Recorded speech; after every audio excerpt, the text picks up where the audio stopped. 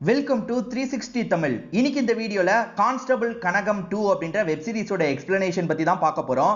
Already first பார்ட்ல நம்ம explain பண்ணி போட்டிருக்கோம். பார்க்காதவங்களுக்கு லிங்க் கொடுக்குறேன், பார்த்துக்கோங்க. அதை பார்த்தா தான் இது புரியுமான்னு கேட்டீங்கன்னா கண்டிப்பா அதை பார்த்தா தான் இது புரியும். இருந்தாலுமே இதுல மேக்ஸிமம் நான் கவர் பண்றதுக்கு ட்ரை பண்றேன். ஆக்சுவலா ஃபர்ஸ்ட் பார்ட்டை பார்க்காதவங்க போயிடுங்க. ஏன்னா ஃபர்ஸ்ட் பார்ட்ல இருக்க ஒரு முக்கியமான விஷயத்தை நான் ரிவீல் பண்ண போறேன். ஃபர்ஸ்ட் பார்ட்டை பொறுத்த வரைக்கும் பிரசிடென்ட் என்ன பண்ணுவார்னா, பெண்கள் எல்லாம் கடத்தி அவங்க அம்மா கிட்ட கம்யூனிகேட் பண்ணலாம் நினைப்பாரு.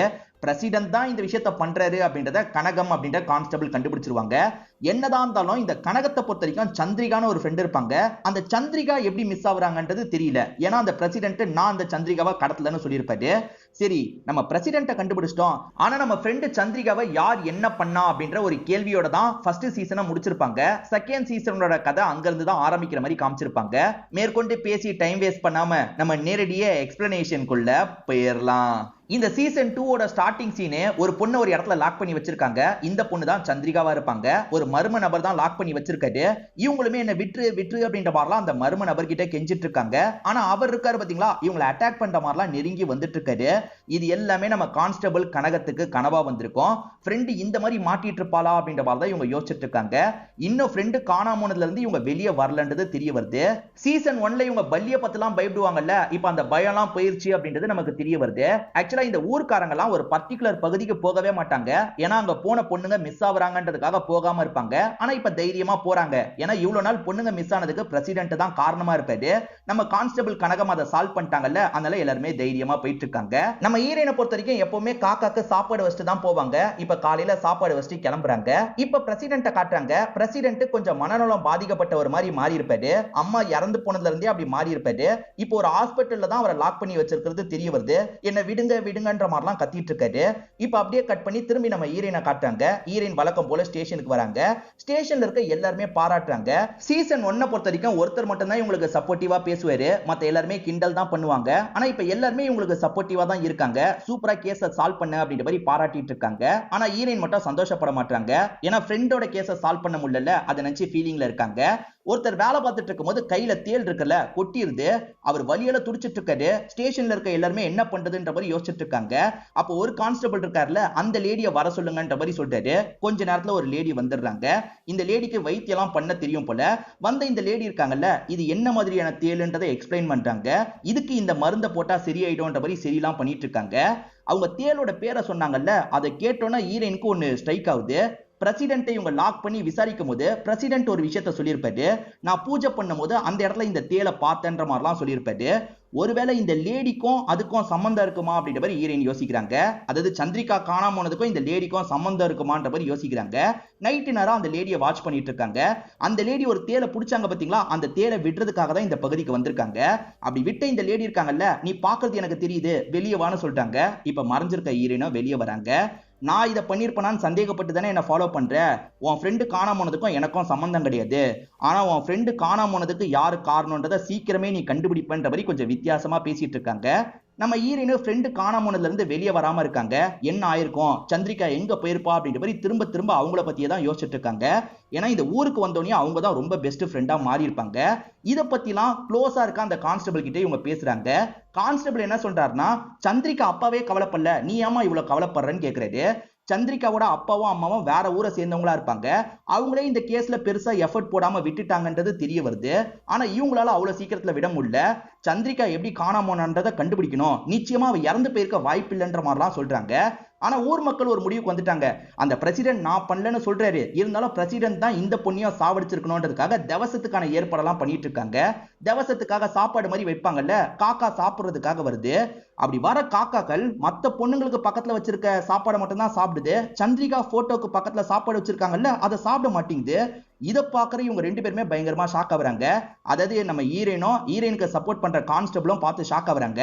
காக்கா சாப்பிடலன்னா அவ சாவல போல அப்படின்ற மாதிரிலாம் ஹீரோயின் யோசிக்க ஆரம்பிக்கிறாங்க. சந்திரிகா உயிரோட தான் இருக்கா, நம்ம கண்டுபிடிக்கணும் அப்படின்ற மாதிரிலாம் யோசிக்கிறாங்க. இவங்களுக்கு மேல் அதிகாரி வேற கேஸை க்ளோஸ் பண்ணலான்ற ஒரு மைண்ட் செட்ல இருக்காரு. அவரை பார்க்கறதுக்காக தான் வராங்க. கேஸை க்ளோஸ் பண்ணாதீங்க, இன்னும் கொஞ்சம் மட்டும் எனக்கு டைம் தாங்கன்ற மாதிரிலாம் கேட்கறாங்க. சரி ஒரு வாரம் டைம் எடுத்துக்கோன்னு சீனியர் சொல்லிட்டாரு. இப்போ இவங்களுமே போஸ்ட் ஆபீஸ்க்கு வந்துடுறாங்க. இவங்க ஃப்ரெண்டு சந்திரிகா அடிக்கடி லெட்டர்லாம் போடுவாங்க. யாருக்கெல்லாம் லெட்டர் போட்டிருக்காங்கன்றதை தெரிஞ்சுக்கணும், அது மூலியமா ஏதாவது கண்டுபிடிக்கலான்ற மாதிரி யோசிக்கிறாங்க. அவரும் ரெஜிஸ்டர் எங்கன்னு தெரியலமா, நான் எடுத்து பார்த்தா தான் தெரியும், கொஞ்ச நாள் கழிச்சு உனக்கு டீடைல்லாம் சொல்றேன்ற மாதிரி சொல்லிட்டாரு. இவங்களும் ஏத்துக்கிறாங்க. இப்போ இவங்க இருக்காங்கல்ல, சந்திரிகாவோட பேரண்ட்ஸை பார்த்து பேசணும் அப்படின்ற மாதிரி இவங்க துணிமணி எல்லாம் எடுத்து வச்சுக்கிறாங்க. இப்போ சந்திரிகாவோட வீட்டு கதவை தட்டுறாங்க. சந்திரிகா வீட்டுல வேலை பார்க்குற லேடி தான் கதவை திறக்கிறாங்க. இப்போ அம்மாவும் உட்கார வச்சு பேச ஆரம்பிக்கிறாங்க. எதுக்குமா திடீர்னு வந்திருக்கன்ற மாதிரி கேட்கறாங்க. இவங்களுமே சந்திரிகா காணாம போனதுக்கு நானும் ஒரு விதத்துல காரணம்ன்ற மாதிரிலாம் ஃபீலிங்கா பேசுறாங்க. சரி விடுமா, நடந்தது நடந்து போயிடுச்சு அப்படின்ற மாதிரி அம்மா சொல்றாங்க. இப்ப நைட்டு மழை வேற பெய்யுது, இந்த நேரத்துல நீ கிளம்ப வேணாம், என் பொண்ணு ரூம்லயே தங்கிக்கோன்ற மாதிரிலாம் சொல்றாங்க. சரின்ற மாதிரி இவங்களும் ஏத்துக்கிறாங்க. இவங்க பிளான் பண்ணி தங்குறதுக்காக தான் வந்திருப்பாங்க. ஏன்னா இந்த வீட்டுல ஏதாவது கிடைக்குமான்ற மாதிரி ஒரு ஐடியால தான் வந்திருப்பாங்க. அம்மா இவங்களை ரூம்ல கொண்டு வந்து விடுறாங்கல்ல, அங்க ஒரு பொம்மையை தொடலான்னு நினைக்கும் போது அம்மா ஸ்டாப் பண்ணிடுறாங்க. அந்த பொம்மையை தொடாதம்மா, ஏன்னா இந்த மாதிரி ஒரு பொம்மையை நான் தெரியாம கீழே தள்ளி விட்டு உடைச்சிட்டேன், அதுக்கு பயங்கரமா சந்திரிகா கோவப்பட்டா, என்கிட்ட ரொம்ப நாளா பேசாம இருந்தா, கீழே தள்ளிட போற அப்படின்ற மாதிரிலாம் அம்மா சொல்லிட்டு இருக்காங்க. தள்ள மாட்டேன் ஆன்ட்டி அப்படின்ற மாதிரி இவங்க சொல்றாங்க. சரிம்மா நீ பாத்துக்கோ அப்படின்ற மாதிரி அம்மா இந்த ரூமை விட்டு வெளியே போயிடுறாங்க. இவங்களுமே மாற்று துணி ஏதாவது எடுக்கலான்ற மாதிரி சந்திரிகா துணிமணி எல்லாம் எடுத்துட்டு இருக்காங்க. அப்படி எடுத்து பாக்குறவங்க ஒரு துணியை பார்த்து ஷாக் ஆயிடுறாங்க. இந்த துணியில ரத்தக்கரை இருக்கு, இந்த துணி எப்படி இங்க வந்ததுன்னு யோசிக்கிறாங்க. சந்திரிகா இவங்க கூட ஒரு ஊர்ல இருந்தாங்க பாத்தீங்களா, அப்ப ரெண்டு பேருக்குமே அடிபட்டிருக்கும். அப்படி அடிபட்ட ரத்தக்கரை தான் இதுன்றது இவங்களுக்கு தெரியுது. இது எப்படி இங்க வந்தது அப்படின்ற மாதிரி தான் இந்த இடத்துல யோசிச்சுட்டு இருக்காங்க. அப்படி யோசிச்சுட்டு இருக்கும் போது வெளியே பேசிக்கிற மாதிரி சவுண்ட் கேக்குது. ஓட்ட வழியா கண் வச்சு பார்த்தா அந்த அப்பாவும் அம்மாவும் பேசிட்டு இருக்காங்க. இவங்க என்ன குசு குசுன்னு பேசிட்டு இருக்காங்கன்ற மாதிரி ஹீரோயின் ஷாக் ஆகுறாங்க. இப்ப செகண்ட் எபிசோடோட ஸ்டார்டிங் சீனே பாஸ்ட்ல நடந்த விஷயத்தை காட்டுறாங்க. அதாவது சந்திரிகாவோட அப்பா அம்மா ஒரு சாமியாரை பார்க்கிறதுக்காக வந்திருக்காங்க. பொண்ணு வந்ததுல இருந்து எல்லாமே அபசகுணமா நடக்குது, இவருக்கு 2 வாட்டி ஆக்சிடென்ட் நடக்கிற மாதிரி போச்சு, இதை தாண்டி நாங்க பண்ணிட்டு இருக்க பிசினஸ் எல்லாமே லாஸ் ஆகுற மாதிரி இருக்கு, ஏதாவது வழி சொல்லுங்கன்ற மாதிரி ரெண்டு பேருமே கேக்குறாங்க. இந்த சாமியார் இருக்கார்ல, இந்த மாதிரி பண்ணுங்கன்ற மாதிரி ஏதோ ஒரு விஷயத்த சொல்லிட்டாரு. அவர் என்ன சொல்றாரு அப்படின்றத தெளிவா நமக்கு காட்ட மாட்டாங்க. அதாவது பொண்ணை கொலை பண்ணிருங்கன்னு ஏதோ சொல்லியிருப்பாரு போல, என்ன ஏதுன்றது நமக்கு தெளிவா தெரியல. இப்ப பிரசன்ட்டுக்கு கதை வருது. இந்த அம்மா அப்பா குசு குசுன்னு பேசிட்டு இருக்கிறத ஹீரோயின் பயந்த மாதிரி பார்த்துட்டு இருக்காங்க. இப்ப காலையில சமயம் ஹீரோயின் இருக்காங்கல்ல, நான் கிளம்புறேன்னு சொல்றாங்க. கூட 2 நாள் இருந்துட்டு போயேன் அப்படின்ற மாதிரி பேரண்ட்ஸ் சொல்றாங்க. இல்ல எனக்கு வேலை இருக்கு, நான் கிளம்பணும்ன்ற மாதிரி இவங்களும் பதட்டமா சொல்றாங்க. நானே டிராப் பண்றேன் அப்படின்ற மாதிரி சந்திரிகாவோட அப்பா தான் கார்ல கூட்டு போறாரு. வேற ரூட்டுக்கா கூட்டு போறாரு, என்ன இந்த ரூட்டுக்கா கூட்டு போறீங்கன்னு கேக்குறாங்க. இது ஷார்ட் ரூட்டுமான்ற மாதிரி சொல்லிட்டாரு. ஐயோ போற வழியில நம்ம கதையை முடிச்சிருவாரா அப்படின்ற மாதிரி இவங்க செம்மையா பயந்துட்டு இருக்காங்க. பயத்துல இவங்க கண்ணெல்லாம் மூடிக்கிட்டே தான் டிராவல் பண்றாங்க.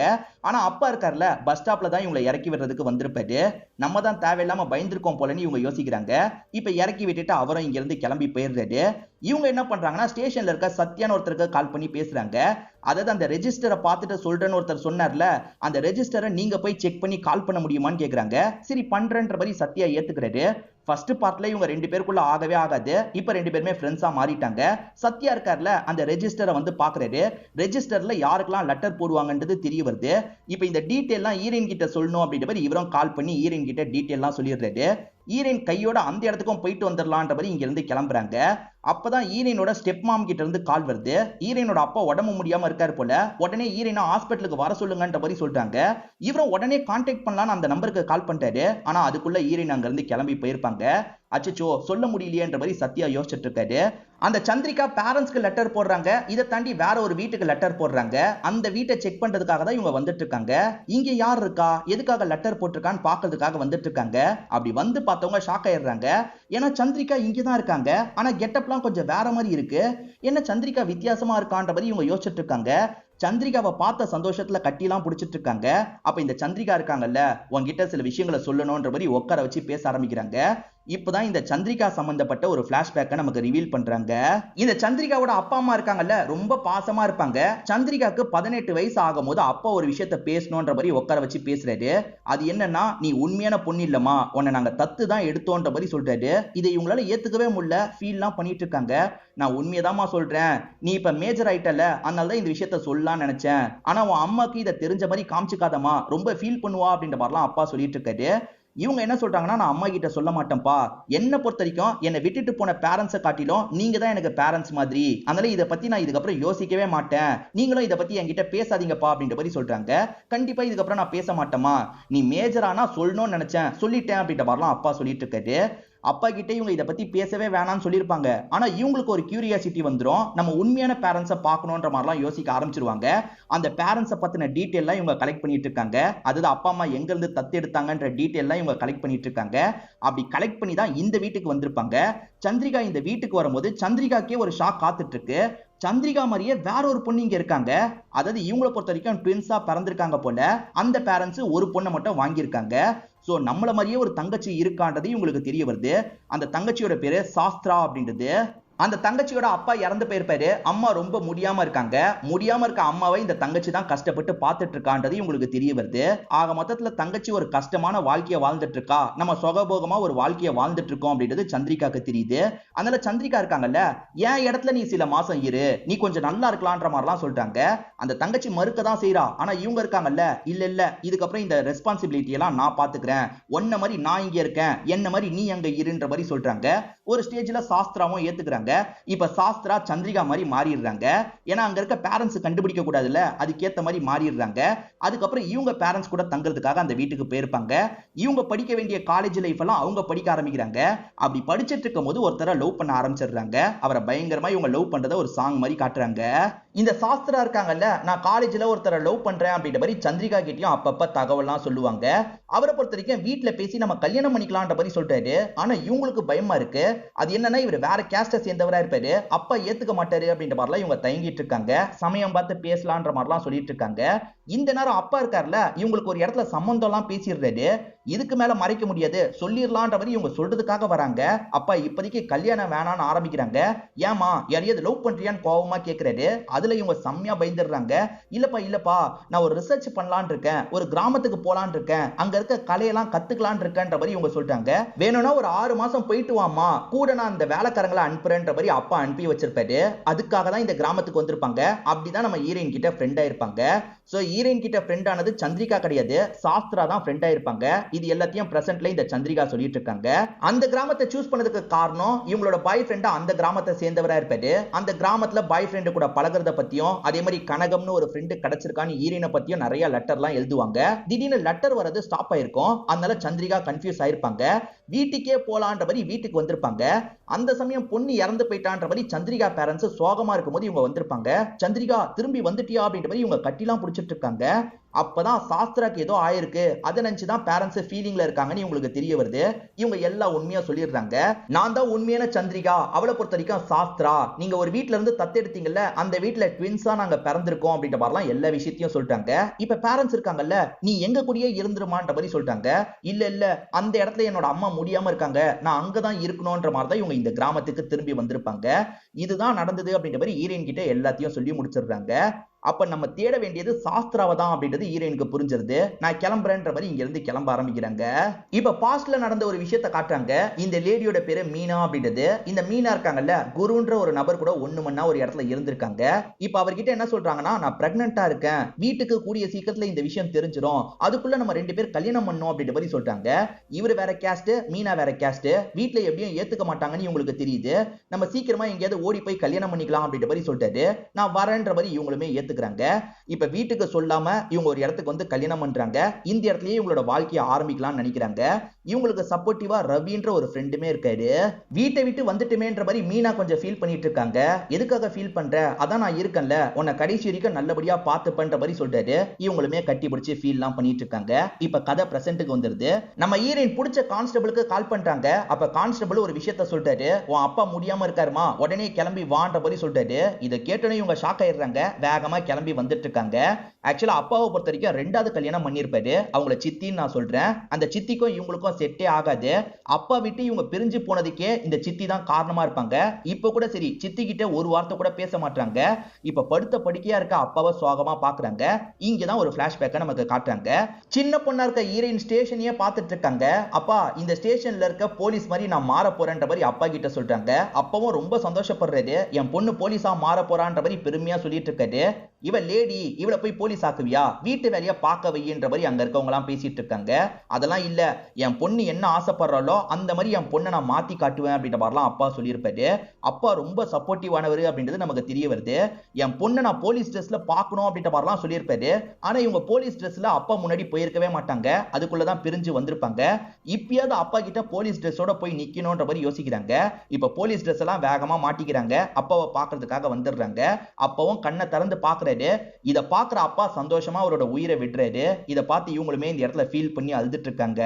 இவங்களோட ஃபர்ஸ்ட் அம்மா இருக்கும்போது இவங்க சந்தோஷமா தான் இருந்திருப்பாங்க. அந்த சித்தி வந்ததுக்கு அப்புறம் தான் வீட்டை விட்டு விலகிலாம் வந்திருப்பாங்க. இப்ப பிரசன்ட்லயே இவங்க அதெல்லாம் யோசிச்சு பார்த்து ஃபீல் பண்ணிட்டு இருக்காங்க. இங்க இருந்து கிளம்புறதுக்காக துணிமணி எல்லாம் எடுத்து வச்சிட்டு இருக்காங்க. நம்ம ஹீரோயினுக்கு சப்போர்ட் பண்ற மாதிரி ஒரு கான்ஸ்டபிள் இருப்பாரு. அதே மாதிரி இன்னொரு கான்ஸ்டபிளோட பேரு சத்யா அப்படின்றது. அவங்க ரெண்டு பேர்கிட்டயும் இவங்க நடந்த எல்லா விஷயத்தையும் சொல்லிட்டு இருக்காங்க. அதாவது காணாமனது சந்திரிகா கிடையாது, சாஸ்திரான்ற ஒரு பொண்ணு, அவங்க ரெண்டு பேருமே ஒரே மாதிரி தான் இருப்பாங்கன்ற மாதிரி எல்லா விஷயத்தையும் சொல்லிட்டாங்க. இதை இவங்க ரெண்டு பேருமே ரொம்ப ஆச்சரியமா கேட்டுட்டு இருக்காங்க. அப்பன்னு பார்த்து இந்த சித்தி கிட்ட யாரோ சண்டை போடுற மாதிரி சவுண்ட் கேக்குது. என்ன ஏதுன்னு பாக்குறதுக்காக இவங்க வெளியே வராங்க. சித்தி ஒருத்தர் கிட்ட கடன் வாங்கி தராம இருக்காங்க போல, அவரு ரொம்ப மோசமாலாம் பேசிட்டு இருக்காரு. இவங்க தான் சப்போர்ட்டிவா சித்திக்காக நிக்கிறாங்க. அந்த காசு எல்லாத்தையும் நான் செட்டில் பண்றேன் அப்படின்ற மாதிரிலாம் சொல்றாங்க. சித்தி கவலைப்படாதீங்க, எந்த பிரச்சனைனாலும் என்கிட்ட சொல்லுங்கன்ற மாதிரிலாம் பேசுறாங்க. சித்தி மேல என்னதான் கோவம் இருந்தாலும் சப்போர்ட்டிவா இருக்கணும்ன்றதுக்காக தான் இந்த மாதிரிலாம் பேசியிருப்பாங்க. இந்த இடத்துக்கு சந்திரிகாவோட பேரண்ட்ஸ் வராங்க. ஆக்சுவலா இப்ப சந்திரிகா இருக்காங்கல்ல, நடந்த எல்லா விஷயத்தையும் பேரண்ட்ஸ் கிட்ட சொல்லியிருப்பாங்க. இதெல்லாம் ஹீரோயினுக்கு தெரிஞ்சிடக்கூடாதுன்றதுக்காக தான் அன்னைக்கு அவங்க கொஞ்சம் வித்தியாசமாலாம் பேசியிருப்பாங்க. மற்றபடி இந்த பேரண்ட்ஸ் தப்பானவங்க இல்ல போல. எல்லாத்தையும் என் பொண்ணு சொன்னாமா, இதை பத்திலாம் வெளியே சொல்லாத அப்படின்ற மாதிரி அப்பவும் சொல்லிட்டு இங்க இருந்து கிளம்ப ஆரம்பிக்கிறது. அப்படி கிளம்பி போகும்போது தான் இவங்க ஒரு விஷயத்தை கவனிக்கிறாங்க. இவரே டிரைவ் பண்ணிட்டு போறாரு. ஆனா இதுக்கு முன்னாடி ஒரு டிரைவரை வச்சிருந்திருப்பாரு. அந்த டிரைவர் ஏன் மிஸ் ஆகுறாரு அப்படின்னு யோசிக்கும் போதுதான் இவங்களுக்கு ஒரு விஷயம் ஸ்ட்ரைக் ஆகுது. அந்த டிரைவர் இருக்கார்ல, எப்ப பாரு சந்திரிகாவை குறுகுறுன்னு பார்த்திருப்பாரு, அதாவது சாஸ்திராவை குறுகுறுன்னு பார்த்திருப்பாரு. அந்த நபர் இந்த மிஸ்ஸிங்க்கு காரணமா இருக்க வாய்ப்பு இருக்கான்னு யோசிக்கிறாங்க. சந்திரிகா கிராமத்துல இருக்கும் போது கூட பேரண்ட்ஸ் இருக்க மாட்டாங்க, அந்த வேலைக்கார லேடி தான் இருப்பாங்க. இப்ப அந்த வேலைக்கார லேடி கிட்ட இதை பத்தி கேட்கலான்ற மாதிரி அவங்கள பாக்குறதுக்காக வீட்டுக்கு வந்திருக்காங்க. நீ என்னமா திடீர்னு வந்திருக்க அப்படின்ற மாதிரிலாம் அவங்க கேக்குறாங்க. அந்த டிரைவரை பத்தி பேசுறதுக்காக தான் வந்திருக்கேன். டிரைவர் எப்ப பாரு குறுகுறுன்னு பாக்குற மாதிரியே எனக்கு தோணும், அவன் உண்மையிலேயே அப்படிலாம் பார்த்திருக்கானா அப்படின்ற மாதிரி இவங்க கேக்குறாங்க. இந்த லேடியும் சில விஷயங்களை சொல்ல ஆரம்பிக்கிறாங்க. ஆமாமா, எப்பவுமே அந்த டிரைவருக்கு சந்திரிகா மேல ஒரு கண்ணு இருக்கதான் செஞ்சது, நானுமே சில சமயம் கவனிச்சிருக்கேன். ஒரு நாள் சந்திரிகாவோட இன்னர்ஸ் எல்லாம் எடுத்து பார்த்துட்டு இருந்தான், எனக்கு பயங்கரமா கோவம் வந்துருச்சு. நான் மறைமுகமா இந்த விஷயத்தை அந்த பேரண்ட்ஸ் கிட்ட சொன்னேன், அதனால தான் பேரண்ட்ஸ் வேலையை விட்டு தூக்கிட்டாங்க போல அப்படின்ற மாதிரிலாம் இந்த லேடி சொல்லிட்டு இருக்காங்க. இப்ப நம்ம ஹீரோயின் இருக்காங்கல்ல, அந்த சந்திரிகாவோட ரத்த கரையில இருக்க ஷாலை எடுக்கிறாங்க. இந்த ஷாலை அங்க இருந்து அவன் தான் எடுத்துட்டு வந்திருக்க வாய்ப்பு இருக்கா, அதாவது அந்த டிரைவர் தான் எடுத்துட்டு வந்திருக்க வாய்ப்பு இருக்கான்ற மாதிரிலாம் கேட்டுட்டு இருக்காங்க. நிச்சயமா அவன் தான் எடுத்துட்டு போயிருப்பான் போல அப்படின்ற மாதிரி இந்த லேடி சொல்றாங்க. வாமா அந்த டிரைவர் கிட்ட விசாரிக்கலான்ற மாதிரி கூட்டு போக பாக்குறாங்க. ஆனா அதுக்குள்ள நம்ம ஹீரோயின் இருக்காங்கல்ல, ரொம்ப நடிக்காதீங்க, அந்த டிரைவர் கிட்ட நான் பேசிட்டு தான் வந்திருக்கேன்னு சொல்றாங்க. இதை கேட்டோன்னா அந்த லேடி பயங்கரமா ஷாக்லாம் ஆகுறாங்க. அப்பதான் ஹீரோயின் ஏற்கனவே பேசிட்டு வந்தது நமக்கு தெரிய வருது.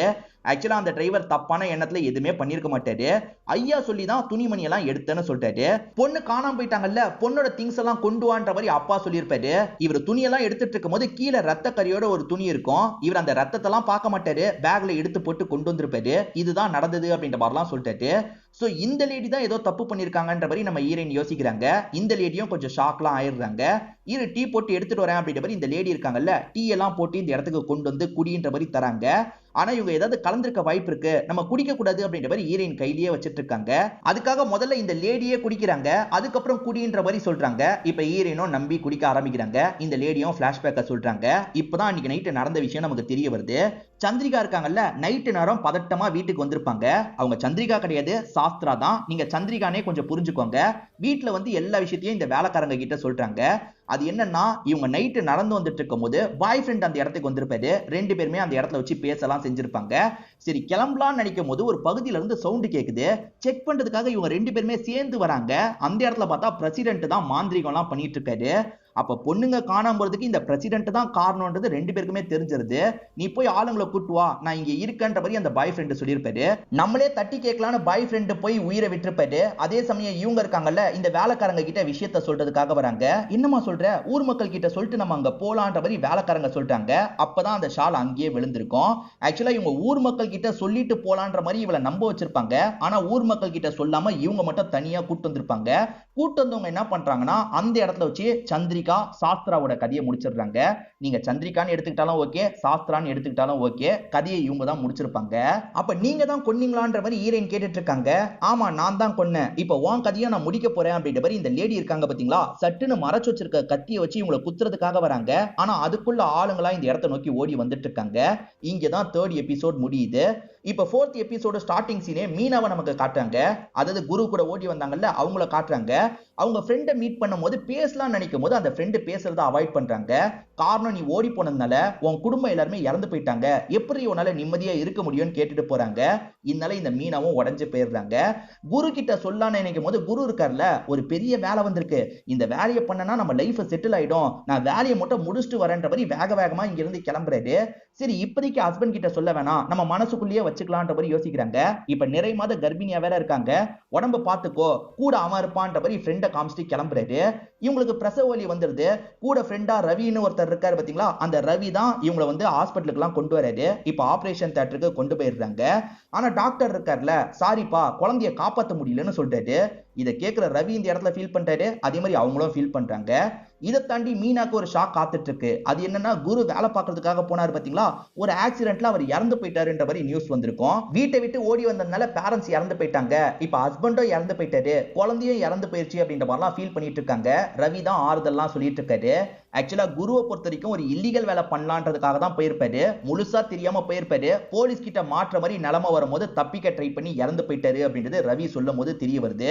இப்ப பிரசன்ட்ல இவங்க இருக்காங்கல்ல, கொல்றதுக்கெல்லாம் ட்ரை பண்றாங்க. அப்ப சுத்தி இருக்க ஆளுங்க இருக்காங்கல்ல, சட்டுன்னு இவங்களை பிடிச்சிடுறாங்க. ஈரன் இந்த இடத்துக்கு வரும்போதே பாதுகாப்புக்கு ஆளுங்களை கூட்டு தான் வந்திருப்பாங்க. அது மூலியமா இந்த லேடி மாட்டிக்கிறாங்க. பாடி எங்கன்னு கேட்டா இந்த லேடி சொல்லவே மாட்டேன்ற மாதிரி சொல்றாங்க. இப்ப சாஸ்திராக்கு என்ன ஆச்சுன்றதை கண்டுபிடிச்சிட்டாங்க. ஆனா பாடி எங்க இருக்குன்றதை கண்டுபிடிக்க முடியல. அதை நினைச்சு பயங்கரமா ஃபீல்லாம் பண்ணிட்டு இருக்காங்க. அப்போ ஒரு திருடன் மாட்டிருப்பான். அந்த திருடனை போட்டு அடி அடின்னு அடிச்சிட்டு இருக்காங்க. அந்த திருடனை பொறுத்த வரைக்கும் லேடி செருப்பை போட்டிருக்கான். இவன் என்ன லேடி செருப்பை போட்டிருக்கான்ற மாதிரி எல்லாருமே யோசிக்கிறாங்க.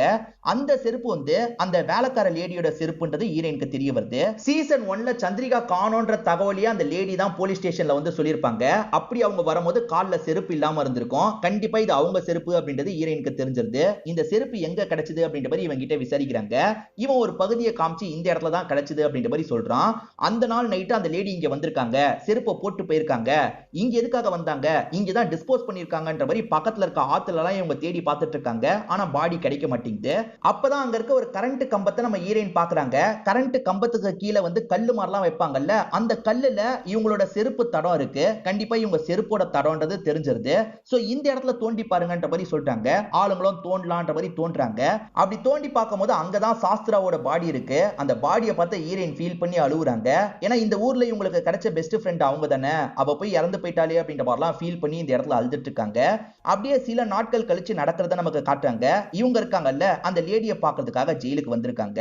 பாடி கிடைச்சிருச்சு போலியே அப்படின்ற மாதிரி அந்த லேடியும் கிண்டல் பண்ணிட்டு இருக்காங்க. நான் எதுக்காக பண்ணன்றது தானே உன்னோட கேள்வி, அந்த கேள்விக்கு நான் பதிலே சொல்ல மாட்டேன்ற மாதிரிலாம் இவங்க சொல்லிட்டு இருக்காங்க. நீ ஒன்னும் சொல்ல தேவையில்லை மீனா, நீ எதுக்காக பண்ணன்றது எனக்கே தெரியும்ன்ற மாதிரி நம்ம ஹீரோயின் சொல்றாங்க. எப்படி நம்ம பேரை கண்டுபிடிச்சான்ற மாதிரி இவங்க ஷாக் ஆகுறாங்க. பிளாஷ்பேக்ல வர மீனா இவங்களா தான் இருப்பாங்க. ஆக்சுவலா ரவி இருக்கார்ல, குடிக்கிறதுக்காக ஒரு இடத்துக்கு வந்திருப்பாரு. அங்க வேற ஒருத்தர் போதையில ஒரு விஷயத்த சொல்றாரு. அது என்னன்னா, இவருக்கு ரொம்ப வருஷமா குழந்தை இல்லாம இருந்திருக்கும். ஒரு டாக்டர் கிட்ட பேசி இன்னொருத்தவங்களோட குழந்தைய வாங்கிக்கிட்டேன், ஏன்னா அவர் மத்தவங்க குழந்தை இறந்து போயிடுச்சுன்னு போய் சொல்லிட்டு குழந்தையெல்லாம் விப்பாருன்றது தெரிய வருது. அப்ப அவன் போய் சொல்லியிருக்கான்றது ரவிக்கு தெரிஞ்சிருச்சுல்ல. நேரா பிரசவம் பார்த்த டாக்டரை போட்டு அடிக்கிறாரு. மீனாக்கு பிறந்த குழந்தை எங்கடா, மீனா அன்னைக்கு பிறந்த குழந்தை எங்கடான்ற மாதிரி கேட்கிறாரு. டாக்டர் சொல்ல மாட்டாரு. ஆனா இங்க இருக்க ஒரு கம்பவுண்டர் மனசு கேட்காம அந்த குழந்தை இந்த இடத்துக்கு தான் போயிருக்கோம், இதுதான் அட்ரஸ் அப்படின்ற மாதிரி டீடைல் எல்லாம் தந்துடுறாரு. இவர் மீனா கிட்ட இந்த விஷயத்த சொல்லலான்ற மாதிரி ஓடி வந்துட்டு இருக்காரு. அப்ப குறுக்க ஒரு லாரி வந்து இவரோட காலை உடைச்சிருக்கும். இவர் வலியால துடிச்சிட்டு இருக்கிறத பார்த்து மீனா இந்த இடத்துக்கு வந்துடுறாங்க. இவருமே உங்க குழந்தை சாவல, இந்த இடத்துல பத்திரமா தான் இருக்கு, இந்த இடத்துக்கு போங்க, இந்த இடத்துக்கு போங்கன்ற மாதிரி சொல்லிட்டாரு. அந்த இடத்துக்கு போலான்னு வராங்க. அதுதான் சந்திரிகாவோட அப்பா அம்மாவா இருப்பாங்க. குழந்தைக்கு பேர் வைக்கலாம்னு நினைக்கும் போது இவங்களுமே வந்து குழந்தையெல்லாம் தூக்கிட்டு இருக்காங்க. யாருமா நீ அப்படின்ற மாதிரி அப்பா கேட்கிறாரு. எனக்கு வேலை இல்ல, வேலை போட்டு தரீங்களான்ற மாதிரி இவங்க சொல்றாங்க. இவங்க குழந்தைய நல்லா பாத்துக்கிற மாதிரி இருக்கும், அதனால வேலை போட்டு தந்துடலான்ற மாதிரி வேலை போட்டு தந்திருப்பாரு. ஆக்சுவலா நம்ம குழந்தைய நம்மளே பாத்துக்கலான்ற மாதிரி தான் இவங்க நல்லபடியா சந்திரிகாவை வளர்க்கலாம் ஆரம்பிச்சிருப்பாங்க. ஆனா சந்திரிகாவோட அம்மா ஒரு நாள் ஒரு விஷயத்த சொல்றாங்க. அது என்னன்னா, எங்களுக்கு குழந்தை இல்லன்றதுக்காக ஒரு குழந்தைய தத்து எடுத்தோம், முதல்ல ஒரு பெண் குழந்தையை தத்தெடுத்தோம், அந்த குழந்தையினால எங்களுக்கு கெட்டது மட்டும் தான் நடந்தது அப்படின்ற மாதிரி சொல்லிட்டாங்க. இவங்க முதல்ல ஒரு குழந்தையை தத்தெடுத்திருப்பாங்க, அந்த குழந்தை வந்ததுக்கு அப்புறம் நிறைய அபசகுணமா நடந்திருக்கும், அதனால தான் சாமியார் கிட்ட என்ன பண்றதுன்னு கேட்டிருப்பாங்க. இந்த குழந்தையோட நேரம் சரியில்லை, இந்த குழந்தைய உங்ககிட்ட வச்சுக்காதீங்க, இதை தந்துட்டு வேற ஒரு குழந்தையை எடுத்துக்கோங்கன்ற மாதிரி சொல்லியிருப்பாரு. அதனால இந்த குழந்தையை தந்துட்டு வேற ஒரு குழந்தையை இவங்க வாங்கியிருப்பாங்க. அதாவது இவங்க வாங்கினது இந்த மீனாவோட குழந்தை இல்ல, வேற ஒரு குழந்தை. அப்ப இவ்வளவு நாள் நம்ம குழந்தைய நம்ம பார்த்துக்கிட்டதா நினைச்சோம், ஆனா வேற யாரோட குழந்தையோ தான் நம்ம பார்த்திருக்கோம். நம்ம குழந்தை லக்கு இல்லைன்னு இவங்க சொல்றாங்களா, அப்ப விடக்கூடாது அப்படின்ற மாதிரிலாம் இவங்களுக்கு கோவம் வந்திருக்கும். இந்த கோவம் எல்லாமே அந்த சந்திரிகா பக்கம் திரும்பி இருக்கும். அப்ப இவ்வளவு நாள் நம்ம குழந்தைன்னு வளர்த்த எல்லாமே வேஸ்டான்ற மாதிரி இவங்க ஃபீல் பண்ணிட்டு இருக்காங்க. நம்ம குழந்தைய பத்தி விசாரிக்கலாம், நம்ம குழந்தைய தேடலான்ற மாதிரி விசாரிக்கிறாங்க. ஆனா அங்க இருக்கவர் என்ன சொல்றாருன்னா, ரெக்கார்டு எல்லாமே எரிஞ்சு போயிருச்சு, குழந்தைய கண்டுபிடிக்க முடியாதுன்னு சொல்றாரு. இந்த கோவம் எல்லாமே சந்திரிகா பக்கம் திரும்பிடும். சந்திரிகாவை ஏதாவது பண்ணணும் அப்படின்ற மாதிரி யோசிக்க ஆரம்பிச்சிருப்பாங்க. சந்திரிகாவை கொல்றதுக்கு சரியான சமயம் பார்த்துக்கிட்டே இருந்திருப்பாங்க. பிரசிடென்ட் அவங்க கண்டுபிடிச்சு பயந்து வந்தாங்க பாத்தீங்களா, இதுதான் சரியான சமயம் முடிவு பண்ணி தான் சந்திரிகாவோட கதையை முடிச்சிருப்பாங்க. பொண்ணு ஸ்தானத்துல வச்சு பார்த்த அவளை எப்படி கொல்ல உனக்கு மனசு வந்தது அப்படின்ற மாதிரி ஹீரோயின் கேட்டுட்டு இருக்காங்க. என்னதான் இருந்தாலும் என் பொண்ணு இல்லல்ல, என் பொண்ணு ராசி இல்லாதவனா சொல்றாங்க, அதனால தான் அவங்க பொண்ணு கதையை முடிச்சிட்டேன் அப்படின்ற மாதிரிலாம் இவங்க கோவமா சொல்லிட்டு இருக்காங்க. இப்ப நம்ம ஹீரோயின் இருக்காங்கல்ல, உன் பொண்ணு எங்க இருக்கான்றது எனக்கு தெரியும், அந்த டீட்டெயிலை எடுக்கிறேன்ற மாதிரி ஒரு பேப்பர் எடுத்து காட்டுறாங்க. ஆனா இந்த லேடி இருக்காங்கல்ல, பொய் சொல்லாத அப்படின்ற மாதிரி சொல்லிட்டாங்க. அவன் எரிஞ்சு போயிட்டதா சொன்னானே அப்படின்ற மாதிரி சொல்லிட்டாங்க.